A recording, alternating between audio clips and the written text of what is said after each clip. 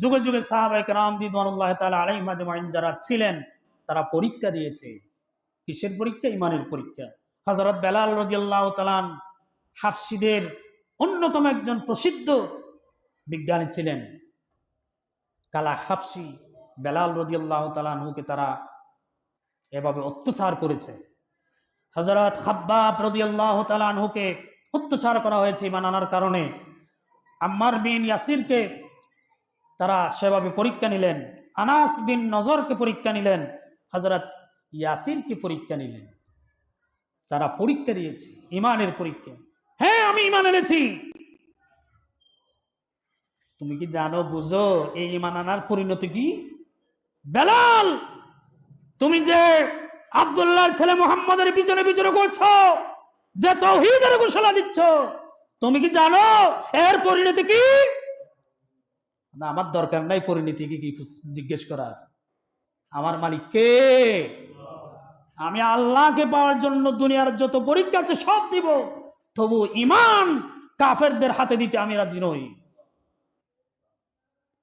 বেলাল রাদিয়াল্লাহু তাআলা আনহুকে ঈমান আনার অপরাধে বেলালকে পরীক্ষা নিচ্ছেন কাফেররা।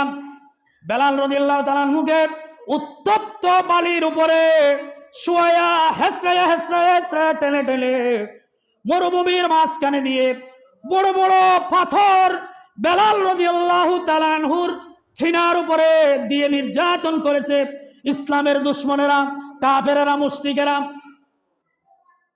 বেলাল রাদিয়াল্লাহু তাআলা আনহুর সমস্ত শরীর ক্ষতবিক্ষত করে ফেলেছে, হাত পা নাড়ানোর সুযোগ নাই, কিন্তু জিহবা আল্লাহর জন্য মুক্ত। তিনি এক আল্লাহকে সাক্ষী রেখে বলেছেন আহাদ। কি আহাদ মানে কে? লা ইলাহা ইল্লাল্লাহু মুহাম্মাদুর রাসূলুল্লাহ সাল্লাল্লাহু। বেলাল রাদিয়াল্লাহু তাআলা বলছে, ও আমার কাফেররা শোনো, আমার রবকে আহাদ। আহাদ এ আল্লাহকে স্বীকৃতি দিতে গিয়ে যদি আমি বেলালের জান এই মরুভূমির প্রান্তর উত্তপ্ত ময়দানে যদি চলে যায়, আমার কোনো দুঃখ নাই, আমার ঠিকানা হবে জান্নাত। আল্লাহু আকবার। সুতরাং আমি আমার ঈমান দেব না, আমার আমল দেব না, আমি আমার জানকে ঈমানের জন্য, আল্লাহর জন্য, রাসূলের জন্য আমি উৎসর্গ করব, তবে আমার ঈমানকে কাফেরের হাতে দেব না। আমি এক আল্লাহর গোলাম, রাসূলের সৈনিক, রাসূলের উম্মত। সুতরাং আমাকে তোমরা যতই অত্যাচার করো না কেন, আমার ঈমানের রাস্তা থেকে এক চুল পরিমাণ তুমি দূরে সরাতে পারবে না। আল্লাহু আকবার। বেলাল রাদিয়াল্লাহু তাআলা গোটা পৃথিবীর মুসলিম উম্মতের চোখের নয়ন মণিকোটায় স্থান পেয়েছে ইতিহাস। বেলাল রাদিয়াল্লাহু তাআলা কে অনুসরণ করবে কিয়ামত পর্যন্ত, কিয়ামত পর্যন্ত।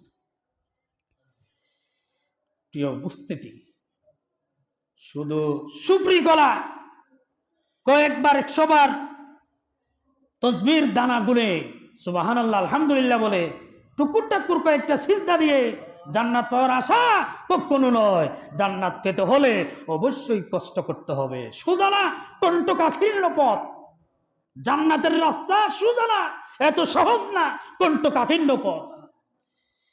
ইয়ে শাহাদাত গাহে उल्फत में कदम रखना, लोग समझते हैं आसान हो मुसलमान होना। मुसलमान হওয়া এত সহজ না। মুসলমান মানে হলো শাহাদাতের ঈদগাহে শামিল হয়ে শাহাদাতের পেয়ালা পান করার নাম হলো মুসলমান। বলেন আল্লাহু আকবার। আমরা রাজি আছি?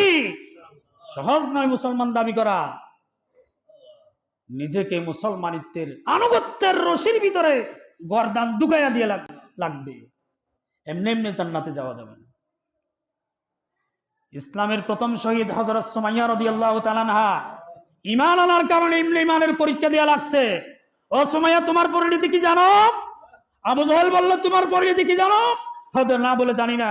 তোমাকে এই মুহূর্তে তোমার এক পায়ে রশি লটকায়া আরেক পায়ে রশি বাঁধি তোমাকে দুই ঘোড়ার দুই গলার মধ্যে আমি ভেজে দেব, একটা গুড়া এক প্রান্তে আর একটা গুড়া আরেক প্রান্তে দেব, তুমি তখন আর মানুষ থাকবে না, তোমার শরীর দ্বিখণ্ডিত হয়ে এই উত্তপ্ত ময়দানে পড়ে যাবে, শহীদ হয়ে যাবে। তুমি কি ঈমান ছাড়বে না? আমাদের দলে আসবে না? আমার কথা মানবে না? আমিই তোই খুদা, দুনিয়াতে আমারই আইন মানতে হবে, মানবে না? ইয়াসির রাদিয়াল্লাহু তাআলা বইয়ে কি চলে গিয়েছিলেন? না, আম্মার বিন ইয়াসির রাদিয়াল্লাহু তাআলা সুমাইয়া রাদিয়াল্লাহু তাআলার দুই পায়ে দুই রশি বেঁধে দুই গুড়ার গলায় বেঁধে দিলেন, দুই দিকে দুইটা গুড়াকে দিলেন, তাড়াই দিলেন।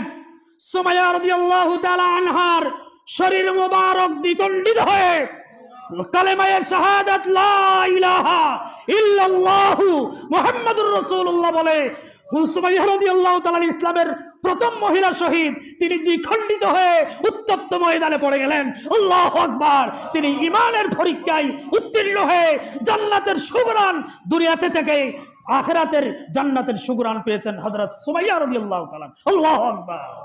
এরই নামই মুসলমান, এরই নামই ঈমানদার, এরই নামই ঈমানের অগ্নি পরীক্ষা। হাব্বাব রাদিয়াল্লাহু তাআলাকে বেত দিয়ে মারতে মারতে শরীরের এক টুকরার গোশতও রাখে নাই। কাফেররা নির্যাতন করতে করতে শরীর থেকে গোশত সব জাড়ায় ফেলেছেন, হাড্ডি গুড্ডি দিয়ে হামাগুড়ি দিয়ে এই উত্তপ্ত ময়দানে ঈমানের পরীক্ষা দিয়েছেন হযরত হাব্বাব রাদিয়াল্লাহু তাআলা। প্রিয় বন্ধুগণ, শুধু ঈমানদার দাবি করে মুসলমান হওয়া যাবে না। মুসলমান যদি হতে হয় ঈমানের পরীক্ষা দিতে হবে, তারপরেই মুসলমান।